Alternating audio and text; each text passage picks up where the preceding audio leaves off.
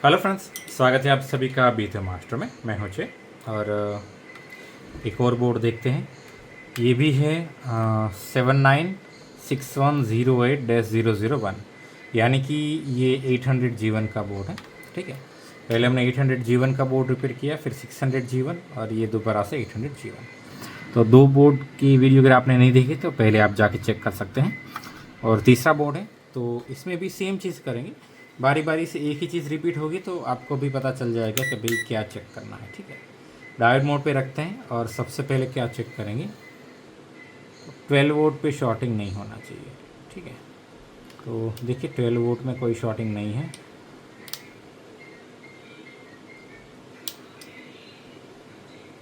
ठीक है, और एक और चीज़ देख लेते हैं कि इसका प्रोसेसर सॉकेट तो सही है ना। तो हाँ, प्रोसेसर सॉकेट इसका सही।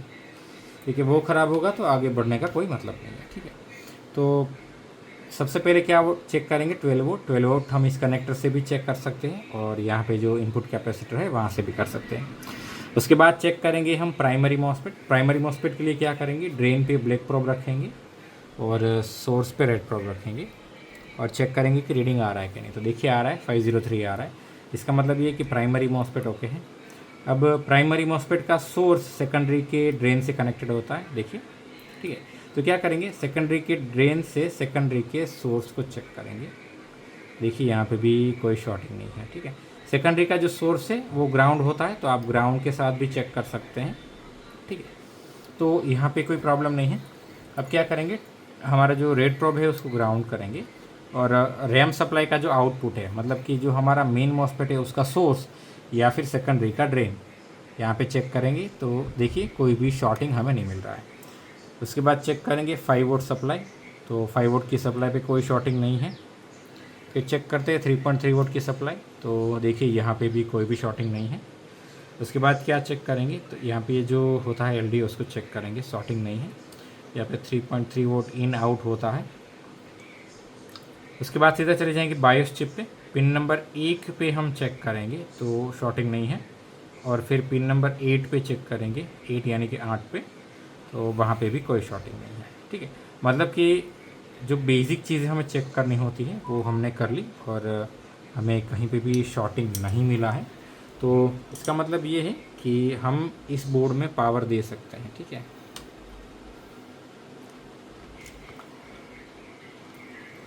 600G1 और 800G1 ये 4th जेन की मदरबोर्ड है। तो हम 4th जेन का एक वर्किंग प्रोसेसर लगा देते हैं, 4 पिन कनेक्टर लगा देते हैं और ये 2 कनेक्टर भी लगा देते हैं और हम हमारी 100% वर्किंग रैम भी लगा देंगे। ठीक है,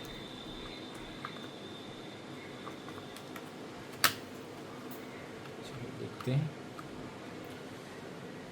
प्रोसेसर लगाएंगे ताकि हम देख पाए कि पावर ऑन हो रहा है कि नहीं। मैं तो जनरली देख पाता हूँ, आपको चेक करवाने के लिए फ़ैन लगा देते हैं। ठीक है, देखिए बोर्ड ऑन किया, यहाँ पे हमारे ऑक्सिलरी की एलईडी जलने लगी।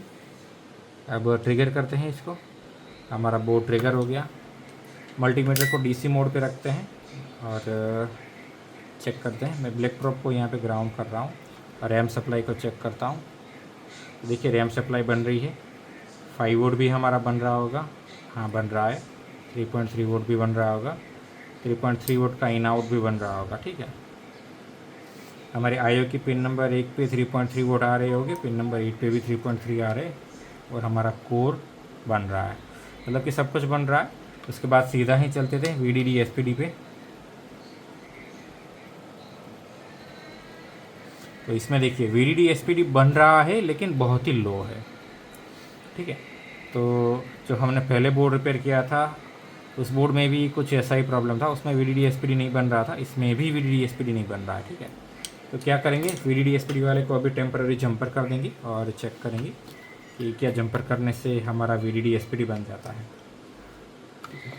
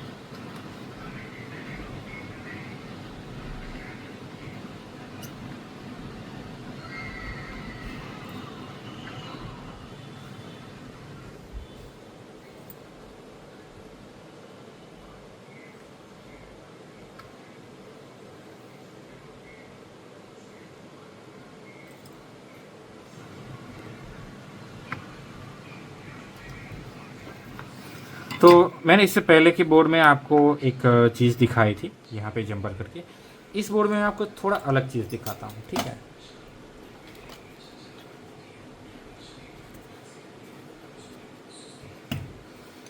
उस वीडियो में मैंने आपको कहा था कि अगर आप वहाँ पे जंपर नहीं कर पाते हैं या फिर वहाँ पे ट्रैक बर्न है, क्योंकि ज़्यादातर केस में आपको ट्रैक बर्न मिलेगा, ठीक है। तो आप क्या कीजिए, ये वाला जो कैपेसिटर है यहाँ पे, ठीक है, आप यहाँ से एक जंपर उठाइए यहाँ पे, इस पॉइंट पे नीचे से अगर गिने तो सेकंड लाइन पे तीसरा वाला जो पॉइंट है ना वहाँ पे, ठीक है, वो भी मैं आपको लाइव दिखाता हूँ। और ये इजी रहता है क्योंकि वहाँ पे क्या है, काम करने के लिए जगह नहीं होती। अगर आप रजिस्टर दूसरा लगाना चाहते हो तो दिक्कत करेगा। तो क्या करेंगे,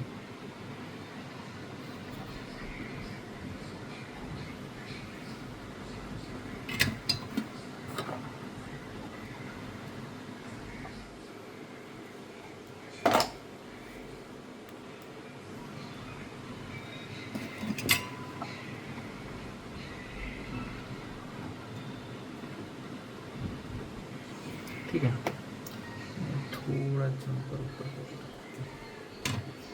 तो देखिए मैंने यहाँ से एक जंपर कर दिया है इस कैपेसिटर पे। यहाँ पे अभी आपको दिखा देता हूँ, ये वाला जो कैपेसिटर है इसके पॉजिटिव टर्मिनल से हमने यहाँ पे 236 नंबर की पिन के साथ जंपर किया है। मैं पहले यहाँ पे थोड़ा सा क्लीनिंग कर लेता हूँ जहाँ से मैंने रजिस्टर उठाया है वहाँ पे।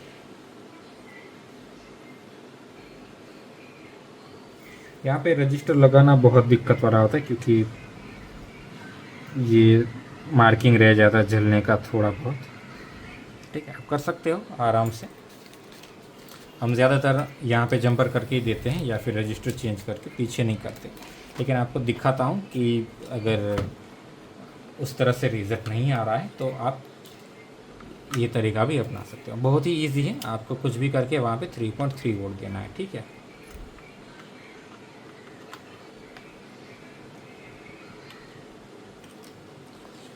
क्या करेंगे, एक प्रोब को ग्राउंड करेंगे, एक प्रोब को हम रखते हैं वहाँ पे।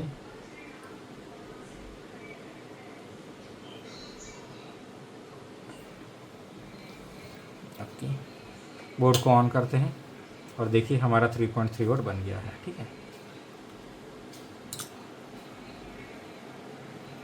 अब देखते हैं डिस्प्ले आता है कि नहीं। अगर एक ही फॉल्ट होगा तो डिस्प्ले आ जाएगा।